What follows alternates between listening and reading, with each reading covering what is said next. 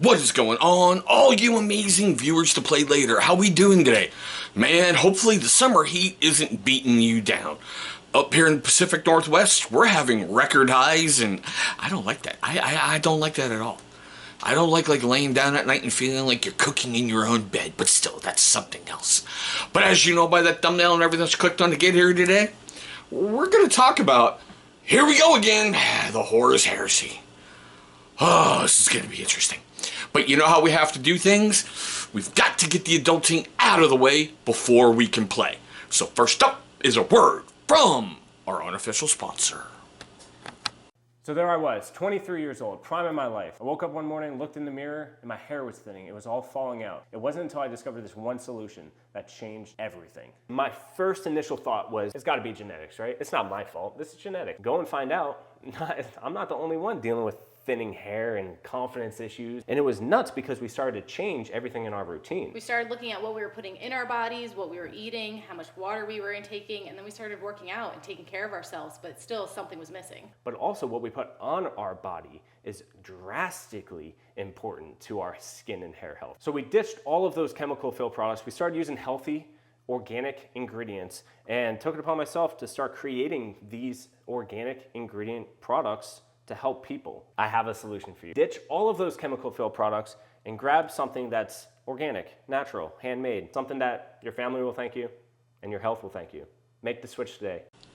Great man, great company. Seriously, click that link right down below. Make sure you abuse the ever-loving F out of that viewer discount code that Johnny's given you. I'm not going to quote price. I'm just going to leave a link down to Amazon, okay? The Horus Heresy 3rd generation box set has been getting, well, bitch slapped around for a while now. Do I think it was a lot on the high side? Yeah. I mean, I got it for 300 and... what do we got here? Sorry. 315 at my local gaming store, which would be Docking Bay 93. If you're ever in Skagit Valley, Washington, you need to go check them out. See? Got the box set. Alright. At first, I gotta be honest with you. I had no intention to get back into the Horus Heresy. I didn't.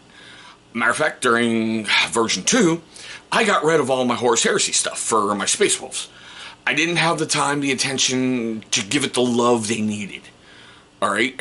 They were quick, easy paints, and I think I was pushing myself too hard to get this massive force done. I did keep all my tanks, you know, the ones in the boxes that I hadn't got to yet, and I did keep my Forge World Demon Russ. So, I got those. Great starter force, right? But when version 3 rolled around, I started taking a look at it and I went, okay, we're coming back to the beginning. It's not the galaxy has been up in flames for a while, you know, they're besieging Earth. We're going to the Istavan 5 drop site massacre. Okay, it's towards the beginning. Got me intrigued. Mark II, Space Marine armor. Got me intrigued because I hadn't seen any yet, you know, and I like the plainness of it. I have always been painted to a great tabletop standard if it's your normal rank and file troop, because remember, you're looking at it from 3 to 4 feet away. So if it looks good from that distance, it's good enough for me. I really don't want to have to go and, well, I got to edge highlight every single plate, and I got to make sure this wash and this glaze is beautiful with this, unless it's like a main character model or like a Centurion or a Praetor. I really want those guys to stand out because they're characters. Okay, so this box set gives me 40 Marines and Mark II. That's a great start. Really, really is. You get 6 Saturnine Terminators, which at first didn't like them. Then when I built a couple and painted them, I went, okay, I like these bad boys. I've already done something on the Saturnine Praetor, which I really enjoy not having the cape on the back. I am working up to the Saturnine Dreadnought. It's a big chunky boy. I think it's one of the biggest miniatures that GW has made for the Space Marine line. The only thing I'm not thrilled about is the artillery piece. I don't see a point for it. I don't like it, but I've got one, so I'm probably going to put it together. It's probably going to stay primed for a very long amount of time until I go on the tabletop and someone kicks my ass with one, and then I go, oh, there's something for it right there. And no, I'm not showing off a lot of the miniatures, but I will do this. I really like that. I did make it a little bit blue because those are the teleport homers, and they just activated like he just landed on the battlefield. There's a lot of neat detail in here that with just simple tricks and tips and all that fun stuff, you can make it look unbelievable. He's all painted up, did all the washes, and then hit him with a coat of known oil. All done, all fun, all great to go. This morning, I started working on some rank and file guys. And this is what I mean. Mark II. Not a lot of huge detail in there. Not a lot of stuff going on. And yeah, I've been inspired by the new thing to start giving them red shoulder pads and pack markings. Whereas with the Mark VI Beakies, they never really had pack markings. And I did mine a little bit different, inspired by History Channel's Vikings, where Harold Finehair and Bjorn Ironside assaulted Kattegat, and they had, war paint on their face to signify whose troops they were. So I did it down to Beakies. There's a pack marking. Big white line, big blue, blue line, big red line. That's about as far as I got because I was doing 20-man units at that time. Yeah. But still, easy, simple to go. This is all the bases and everything else. Now I got to get the washes and everything else done on him later. And he's ready to go to the battlefield. The hardest part on him was just doing the armor up to how I like it. And that's like 8 coats of gray on there with washes and everything else. I like the fact they stepped back. I can't say that enough. I like the fact they gave you tokens in the box set. Not to mention, because I got mine on launch day, the owner of Docking Bay 93 was cool, and he gave me the metal tokens that I guess you got if you pre-ordered. Okay, I'm cool. I'm getting used to the 3rd generation books, like for the disintegrator weapons. I never would have thought to look in elites for veteran troops. I thought those troops would be in with the other troops, and yeah. So I've got to look at things a bit differently. I did giggle on G-Dub dropping the ball and going, ooh, we didn't give you psychers, we didn't give you assassins, and we didn't give you custodes. Oh! So they dropped a PDF to cover all that until hopefully they put it in a book. I'll be honest with you, I really hope they make a book out of all the legendary stuff that they screwed up and didn't put back in. I hope they make a book out of it, but a 200-page PDF is a little bit hard to justify to try to print out when all you really need is Space Wolves and Legio Custodes.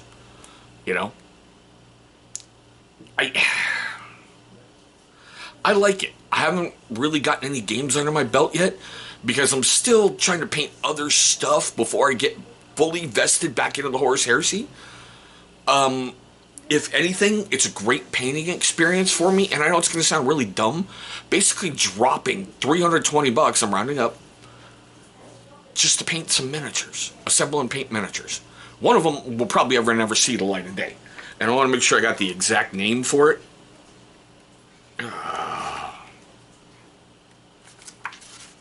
Come on, you're right there. The Arcane Quad Accelerator Platform. That thing just seems ridiculously stupid to me. It does. I've never really read stories, and there's 900 from the Horus Heresy, where the Space Marines have depended on that. Now, if I was Imperial Guard, that's another story. My box came like everybody else's boxes. My rulebook and the how-to instruction thing was at the bottom, and how they packed the box and how they shipped the box and how the stores sold, stacked it. I get why my purity seal broke open. So far to date, I've only had one broken piece for a miniature, and that was on the Saturnine Praetor, that little chain thing that goes on his front. Well, the piece that you could use. I had to go with the cordage because, that wasn't broke. And to be honest, if I probably took the time, I could have fixed it and went, okay, now I can put that on there. But I wanted to get that Praetor done. I wanted to get him on the paint table. I haven't really had the horror stories that other people have had, so I'm sorry for my fellow gamers. You guys have run into it. Do I think this is a massive fail? No, I don't, because I love the lore of the Heresy. Remember, I came up in 2nd edition. The Heresy was barely ever talked about. Ever! There was really no books on the Heresy. There was really no data on the Heresy other than the War Master tried to attack Terra and he lost his life. And in the process, Sanguinius went down. And the Emperor was fatally wounded, hence he's on the Golden Throne. But still, Do I think it's worth your cash? If you're big time in the Horus Heresy, yeah, you're gonna need it to get everything going. And I hate when people say, oh, I really hate when you break down what's in the box and the price. You've got to. Because if you look at G-Dub's prices, what, 20 or 10 Mark II guys are like $80? You get 40 of them in there. The Saturn Terminator, the Saturn IX Terminator alone, plus his weapon outlay, is a lot of money. Don't get me started on the Saturn IX Terminators, which you only get 3 of, I think it is, in the new releases. So you get 6 in there. And I haven't even looked at that stupid fucking weapons platform. But I don't know. I know I didn't want to turn this into a huge rant, but it's going that way, so I'm going to kind of catch myself. And we're going to pivot to a different point. We're at the best part of the video. Seriously, we really, really, truly are. I want to know your questions, comments, love, hatred, anger, all that stuff down below. Hit me with the good, the bad, the ugly. Tell me how you feel about version 3.0. Don't give me this, well, Major Kill said, or, you know, Mikey Wargaming or Hellstorm Wargaming. 2 great channels, by the way. I love them both. Nothing bad saying about them. I don't care about the sales and everything else right now. Look, I'm surprised G-Dub did a 3rd version of it, because to me, it seemed like the Horus Heresy just died, and they didn't want to support it anymore. Alright? Kind of like Adeptus Titanicus or Legion Imperialis. They're kind of not supporting it, but I'm happy they brought it back for a 3rd, and brought it all the way back to the beginning. Because that's a massive turning point in the Horus Heresy, the Estevan 5 drop site massacre. Legions were shattered, bonds were broken, everything happened. Now, best way to support this channel is fourfold. Give me the 3 little YouTube-y things. Seriously, to like, to share, to subscribe, and leave me a silly-ass comment down below for the algorithm. Every time we can kick it in its nuts, that's a good thing. But there we go, guys. Here we go again with the Horus Heresy. Could be my biggest folly ever. I don't know. We're going to find out. I want to thank you guys for watching this one. Hopefully you're having a great day today. Hopefully you're having a safe day today. And Emperor willing, one day, real soon, we'll be rolling dice across that tabletop.